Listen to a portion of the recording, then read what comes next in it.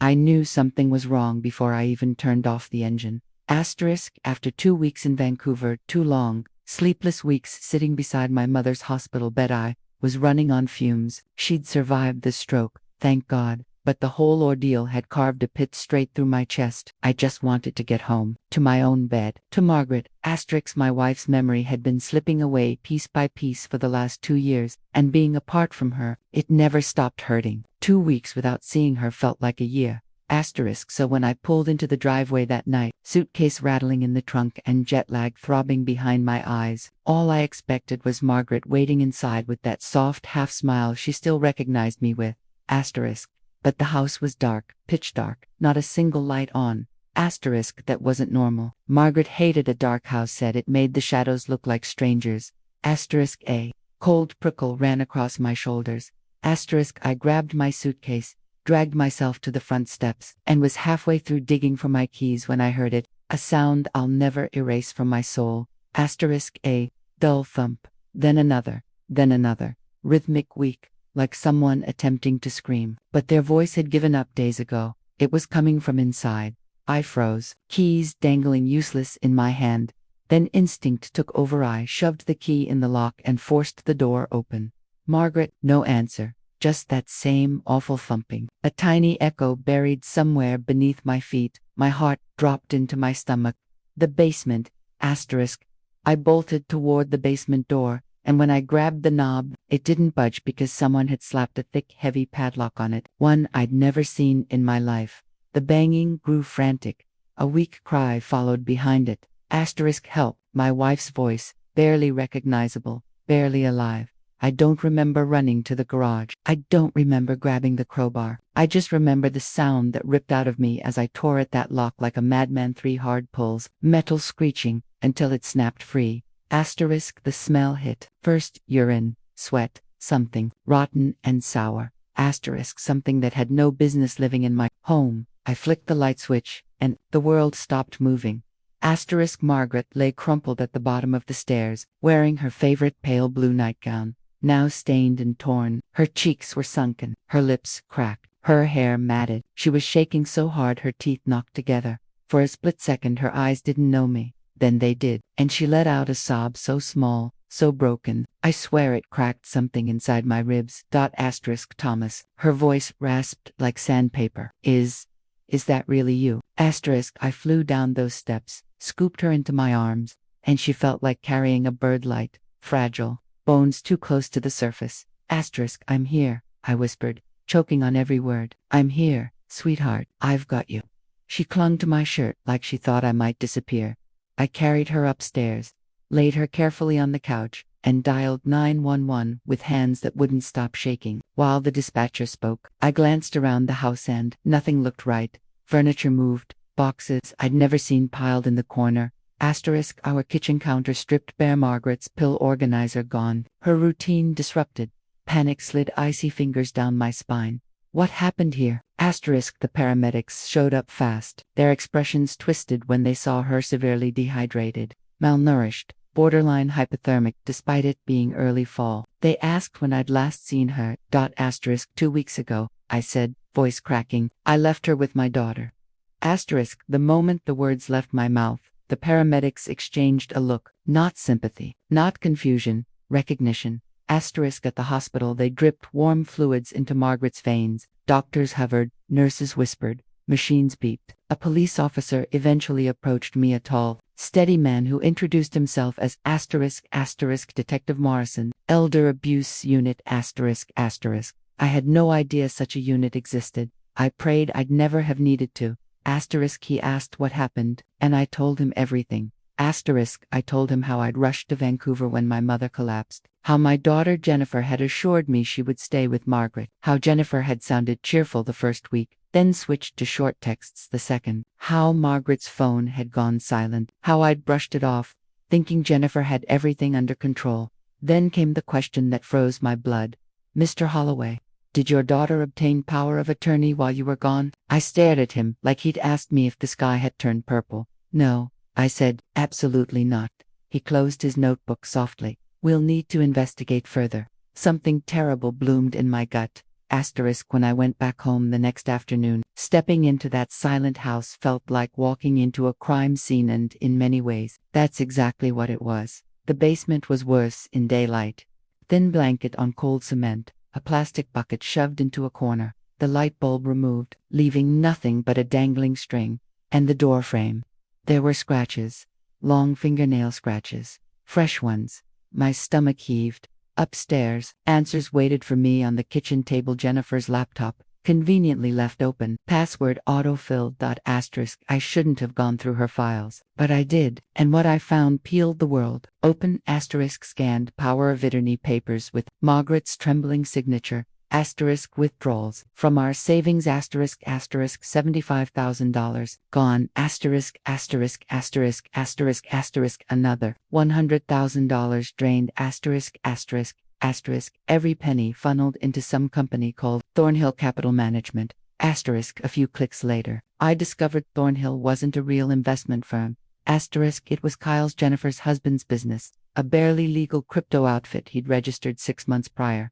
And worse, they'd texted back and forth about keeping Margaret quiet. She keeps crying for your dad, Kyle wrote on day 3. This isn't going to work. She'll forget, Jennifer replied. Give it another day. The confusion helps. I sat there, staring at those words, feeling my heart pound like it was trying to break its way out of my chest. My daughter had locked her own mother in the dark for money. I called Detective Morrison immediately. He brought a team, took photos, seized the laptop, collected everything. When I asked where Jennifer was, they told me officers were already headed to her condo. They didn't find Jennifer or Kyle, but they did find one-way tickets to Portugal, a nearly empty apartment. Emails about renting an apartment in Lisbon, shredded bank statements, packed suitcases. They were running, escaping, leaving Margaret to die in that basement while they disappeared overseas. I had to sit down. My legs wouldn't hold me anymore. If I hadn't come home early, if my mother's condition hadn't improved unexpectedly, Margaret would have died down there, and Jennifer would have stood at her funeral, pretending to be devastated. My daughter, my only child. The little girl who used to fall asleep on my chest during thunderstorms. What had she become? For the next 3 days, I barely slept. Margaret healed slowly at the hospital, drifting in and out of confusion. Where's Jenny? She'd ask softly. She was just here. She made me lunch. My throat closed every single time. How do you tell a woman who forgets what day it is that her daughter tried to erase her? You don't. You just hold her hand, and you lie gently. She's busy, sweetheart, I'd whisper, but I'm here. On the 6th day, Jennifer and Kyle were arrested at Pearson Airport trying to board a flight to London. Detective Morrison called me the moment it happened. We've got them. I didn't feel triumph or relief, only a hollow ache spreading from my chest outward. The charges stacked up like bricks: elder abuse, unlawful confinement, financial exploitation, fraud, forgery. They carried them away in handcuffs. My daughter, my baby girl in an orange jumpsuit. But the pain wasn't done, not by a long shot. Because even after they were locked up, the consequences of what they'd done were only beginning. But the real nightmare wasn't Jennifer's arrest, or even the charges. No, what shattered me came weeks later, when the truth about who masterminded the entire scheme finally surfaced. And it wasn't who I thought. The days after Jennifer and Kyle were arrested felt unreal, like I was walking through someone else's life. The house didn't feel like home anymore. Every corner carried a memory of what Margaret had endured while I was gone. Even after the investigators removed the evidence bags and the officers left, the rooms felt disturbed, quiet in a way that wasn't peaceful, but wounded.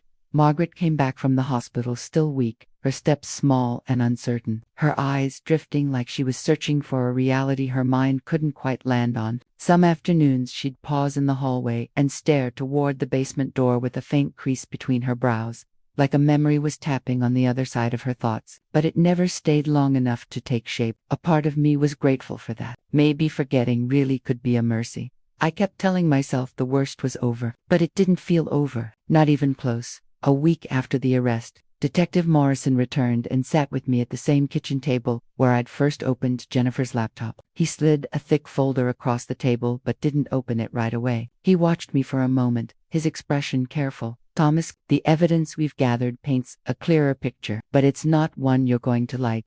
He opened the folder. The first page showed rows of browser searches, each one highlighted: how to get power of attorney fast, what qualifies as elder cognitive decline, where Canadians can flee financial prosecution, and even the penalties for unlawful confinement. All of it dated weeks before my mother had her stroke. Weeks before Jennifer knew I'd be leaving town. My hands went cold. She was planning something before I even left. The detective nodded. This wasn't an opportunity she stumbled into. She prepared for it. It felt like something inside me cracked, like a branch splintering under too much weight. The financial trail was worse. Jennifer and Kyle had moved the stolen money into multiple accounts, not just the fake investment firm. Some transfers went into a company I'd never heard of, Westbridge Consulting. When I asked who owned it, the detective rested a hand on the folder and spoke quietly. Your daughter, Jennifer, registered it 2 years ago. 2 years ago, right after Margaret's Alzheimer's diagnosis. The timing hit me like a fist. She hadn't acted out of panic. She'd built a structure piece by piece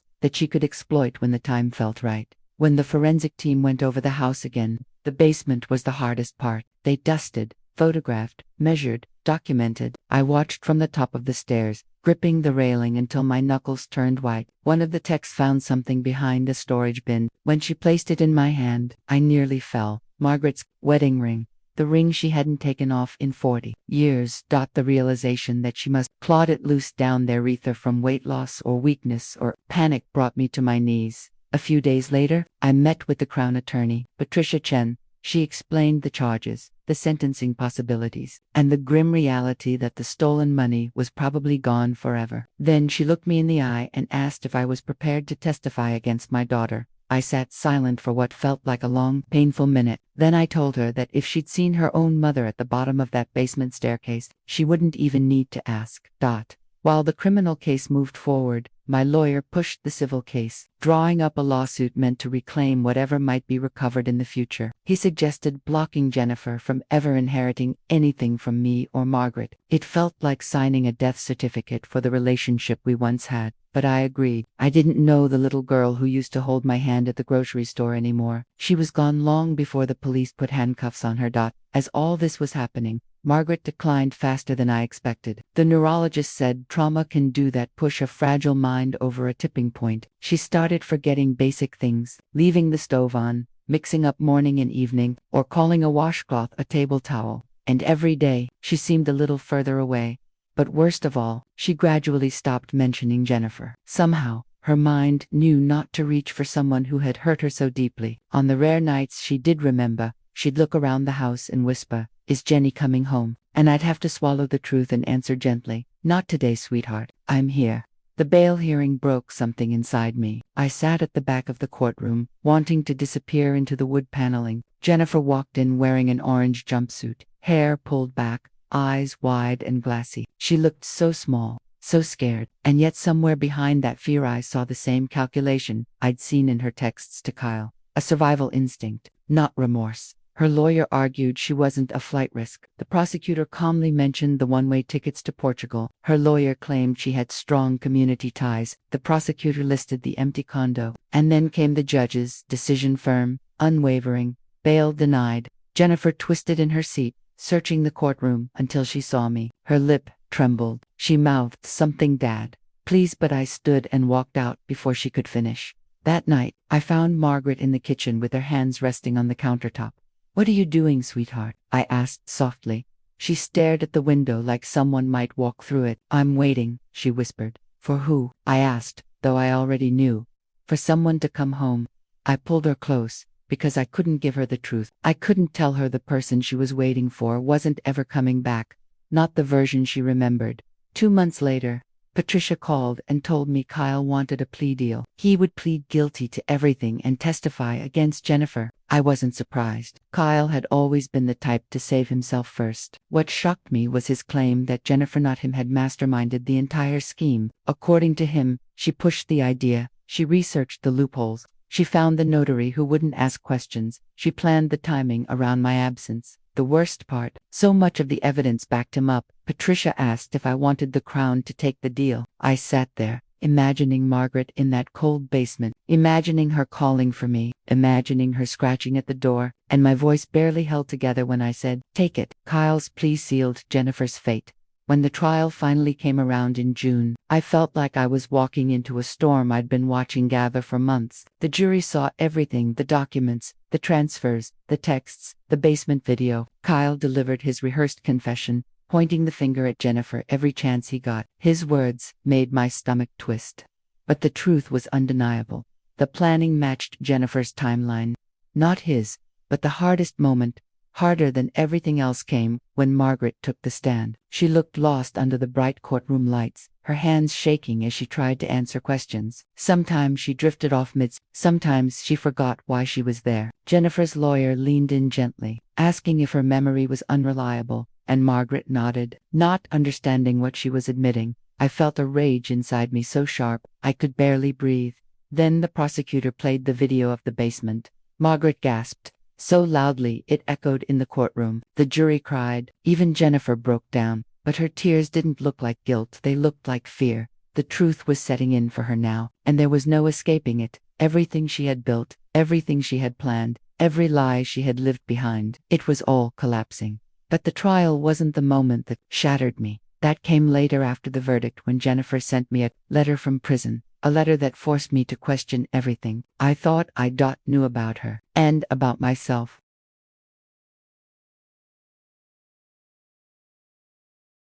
Guilty verdict came down on a hot afternoon in July. The courtroom was silent, except for the foreperson's voice reading the charges, each guilty landing like a hammer in the space between us. Jennifer didn't look at me.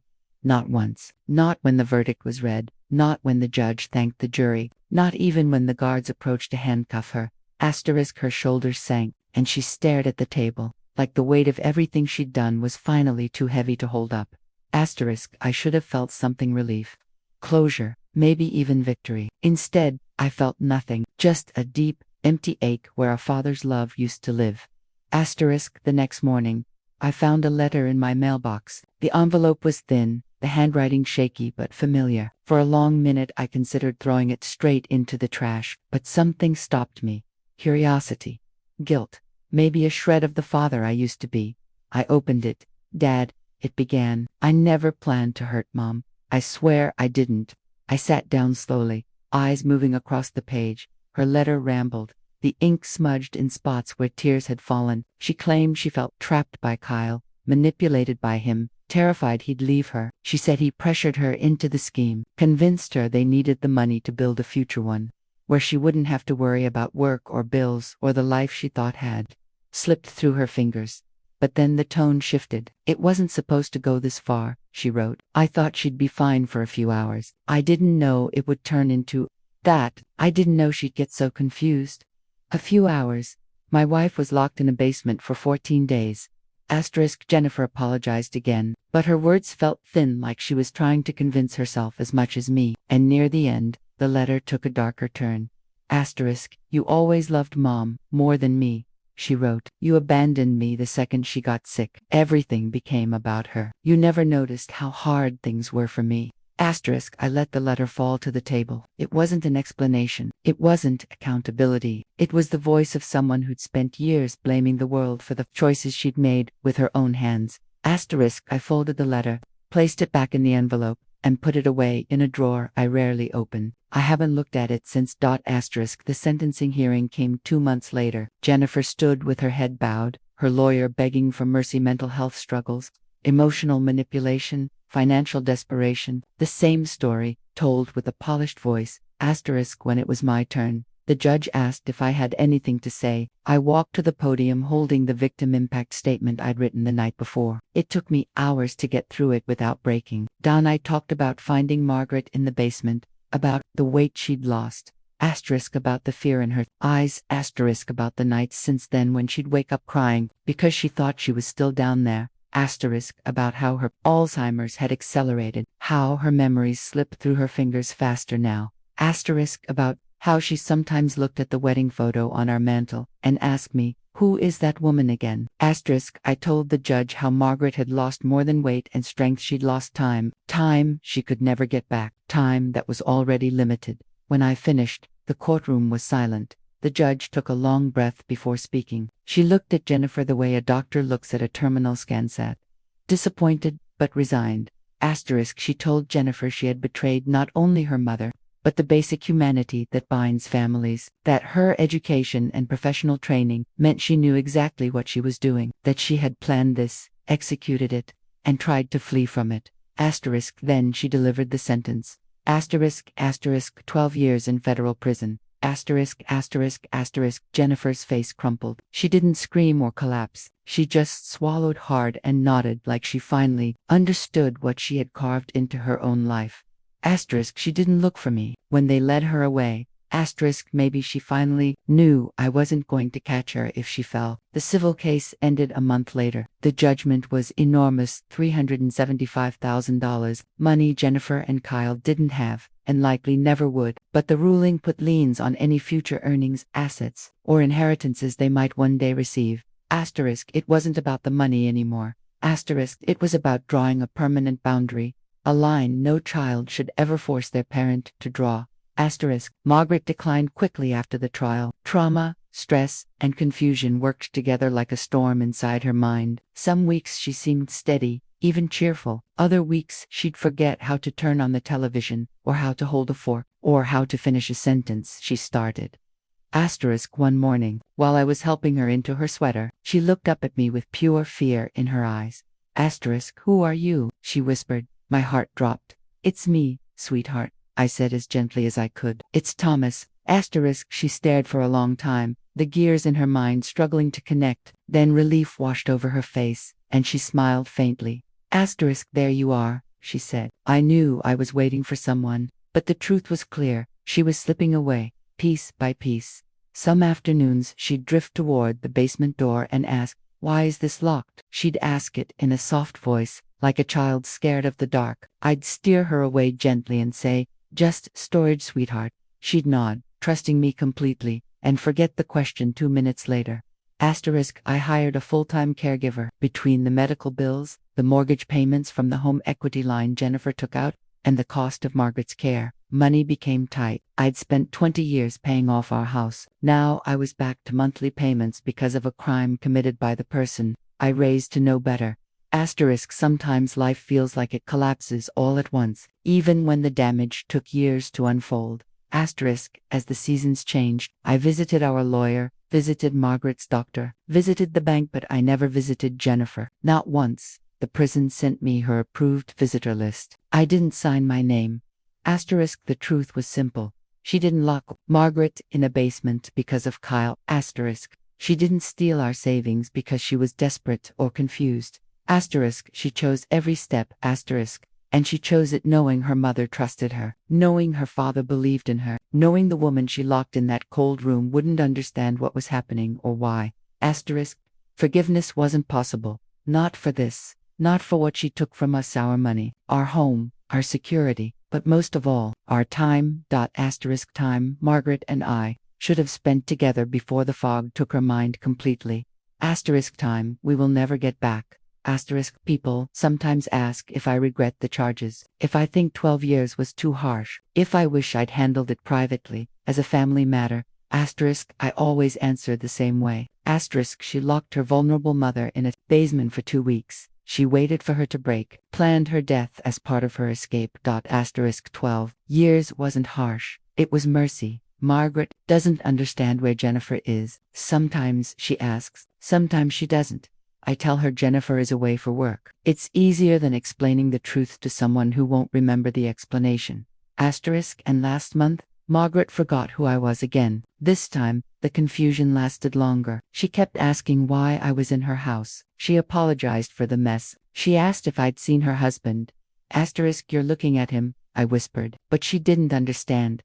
Asterisk, for an hour, I sat on the edge of the bed, holding her hand, hoping she'd find her way back to me. Asterisk, she did eventually, but the hours stayed with me like a bruise that wouldn't heal.